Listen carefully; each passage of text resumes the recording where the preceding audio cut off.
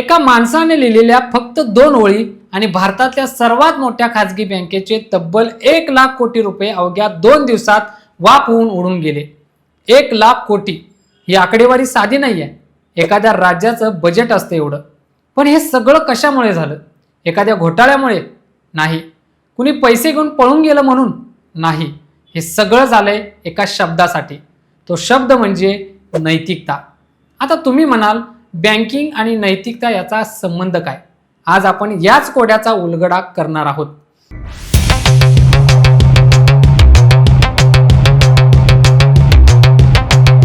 नमस्कार, मी सुनील आणि तुम्ही पाहताय या बोलूया. जरा विचार करा, तुम्ही ज्या बँकेत तुमचे कष्टाचे पैसे ठेवता त्या बँकेचा अध्यक्ष अचानक खुर्चीवरून उठतो आणि सांगतो, इथे जे चाललंय ते माझ्या तत्वांना पटत नाही आहे, आणि तो निघून जातो. मग तुमच्या मनात पहिली शंका काय येईल? नक्कीच काहीतरी काळबेरा आहे. 18 मार्च 2026च्या रात्री बरोबर हेच घडलं. आतनू चक्रवर्ती नाव लक्षात ठेवा. हे ग्रहस्थ कोणी साधेसुधे नाहीत. 1985च्या बॅचचे IAS अधिकारी, देशाचे आर्थिक व्यवहार सचिव राहिलेले.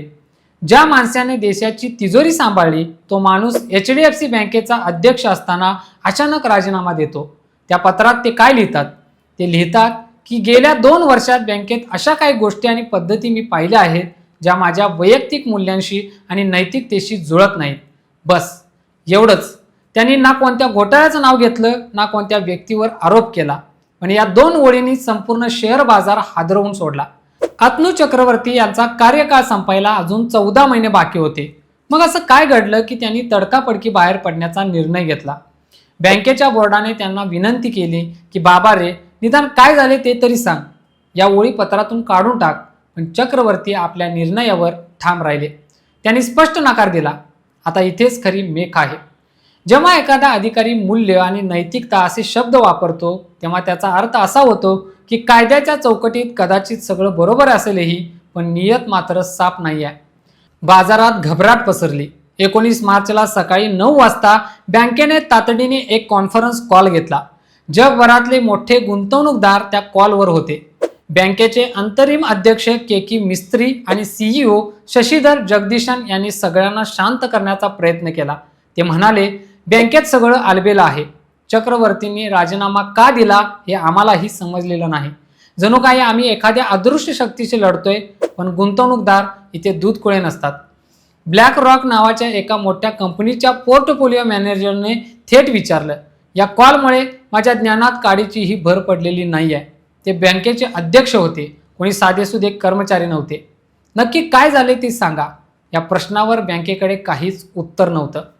आता आपण या प्रकरणाच्या दुसऱ्या थराकडे वळूया. चक्रवर्ती ज्या पद्धतीबद्दल बोलत होते त्याचा धागा थेट पोचतो दुबईत. दुबई आणि बहरीन, तिथे HDFC बँकेच्या काही शाखा आहेत. तिथे नेमकं काय शिजत होतं? तिथे बँकेच्या काही वरिष्ठ अधिकाऱ्यांनी अनिवासी भारतीयांना म्हणजे NRI लोकांना काही विशिष्ट प्रकारचे बॉन्ड्स विकले. यांना तांत्रिक भाषेत AT1 बॉन्ड्स म्हणतात. हे बॉन्ड्स म्हणजे काय असतात? सोप्या भाषेत सांगायचं तर हे खूप जास्त रिस्क असलेले बॉन्ड्स असतात. जर बँकेची आर्थिक स्थिती खराब झाली तर बँक हे पैसे परत करायला बांधील नसते. तुमचे पैसे शून्य होऊ शकतात. दुबईतल्या अधिकाऱ्यांनी काय केलं? त्यांनी हे बॉन्ड्स सामान्य लोकांना फिक्स डिपॉझिट सारखे सुरक्षित आहेत असं सांगून विकले. लोकांना वाटलं बँक सुरक्षित आहे, रिटर्न्स चांगले मिळतील, म्हणून त्यांनी कोट्यावधी रुपये तिथे गुंतवले. पण जेव्हा क्रेडिट स्विस नावाची आंतरराष्ट्रीय बँक बुडाली तेव्हा या बॉन्डची खरी किंमत समोर आली. लोकांचे पैसे बुडाले. हे प्रकरण इतकं गंभीर होतं की दुबईच्या फायनान्शियल अथॉरिटीने HDFC बँकेच्या दुबई शाखेवर नवीन ग्राहक येण्यास बंदी घातली.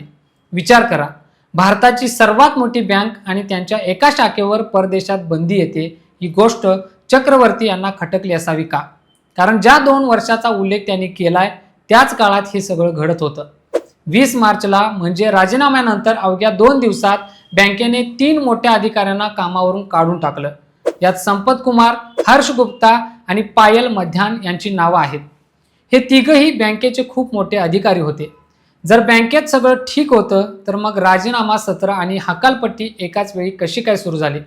या सगळ्यामागे अजून एक मोठं कारण आहे, ते म्हणजे विलनीकरण. जुलै 2023 मध्ये HDFC लिमिटेड आणि HDFC बँक एकत्र आले. 40 अब्ज डॉलरचा हा व्यवहार होता. पण दोन मोठ्या संस्था जेव्हा एकत्र येतात तेव्हा फक्त त्यांचे बॅलन्स शीट एकत्र येत नाहीत, तर दोन वेगवेगळ्या संस्कृती एकत्र येतात. HDFC लिमिटेड ही जुन्या विचारांची स्थिर आणि संत चालणारी संस्था होती, तर HDFC बँक ही आक्रमक, नफ्यासाठी धावणारी आणि टार्गेट ओरिएंट बँक होती. चक्रवर्ती हे जुन्या मुष्टीतले अधिकारी. त्यांनी कदाचित बँकेचा हा आक्रमकपणा आणि नफ्यासाठी काहीही करण्याची वृत्ती पटली नसावी. बँकेच्या आतल्या गोटातून काही माहिती बाहेर येते की तिथे 747 व्हिसल ब्लोअर तक्रारी आल्या होत्या. व्हिसल ब्लोअर म्हणजे असे लोक जे आतल्या गैरप्रकारांची माहिती देतात. या तक्रारीमध्ये फसवणूक, कागदपत्रांची फेरफार आणि चुकीच्या पद्धतीने प्रॉडक्ट्स विकण्याचे आरोप आहेत. बँकेने यातल्या काही तक्रारी दाबण्याचा प्रयत्न केला असावा असा संशय आता बळावतोय. कारण सेबीने म्हणजे बाजार नियामक संस्थेने आता या प्रकरणाची सखोल चौकशी सुरू केली आहे. सेबीचे अध्यक्ष तुहिन कांत पांडे यांनी स्पष्ट सांगितलंय की स्वतंत्र संचालकांनी गुंतवणूकदारांच्या हिताचं रक्षण करणं गरजेचं आहे. तुम्ही फक्त राजीनामा देऊन मोकळी होऊ शकत नाही, तुम्हाला कारणं द्यावी लागतील. बँकेने आता काय केलंय? त्यांनी स्वतःचा बचाव करण्यासाठी 3 मोठ्या लॉ फर्मची नेमणूक केली आहे.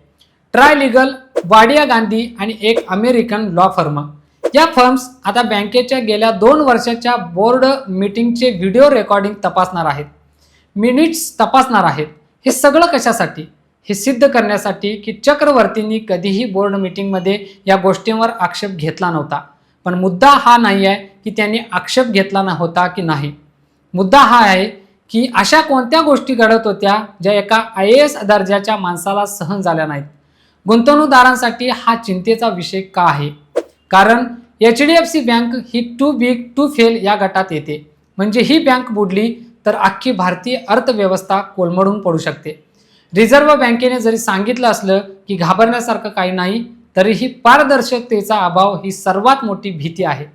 शेअर बाजारातला एक साधा नियम आहे, अनिश्चितता बाजाराला आवडत नाही. जेव्हा तुम्ही काही लपवता तेव्हा बाजार तुम्हाला शिक्षा देतो. 1 लाख कोटींची ही पडझड, हीच ती शिक्षा आहे.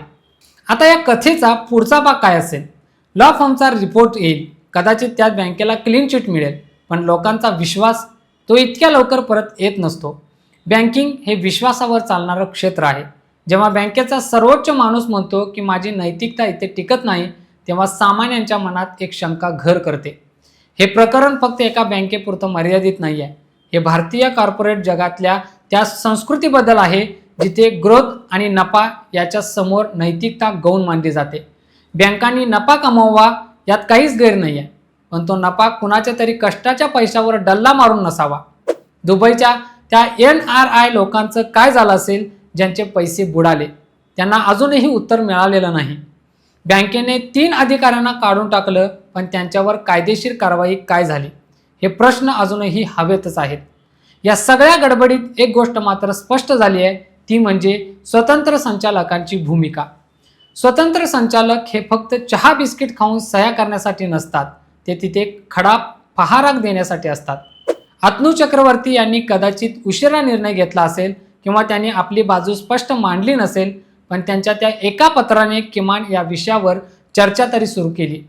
बँकेच्या शेअर्सची किंमत आता थोडी सुधारली असेल, KK मिस्त्री यांनी धुरा सांभाळली असेल, पण हे संकट अजून संपलेलं नाही.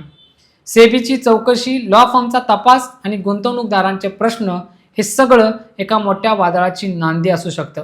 आपण फक्त आकडे बघतो, पण त्या आकड्यांच्या मागे माणसांची स्वप्न असतात, त्यांची मेहनत असते आणि जेव्हा नैतिकता डळमळीत होते तेव्हा ती स्वप्नसुद्धा पत्त्यांच्या बगल्यासारखी कोसळतात. ही चर्चा इथे संपते आहे, पण विषय इथे संपत नाही.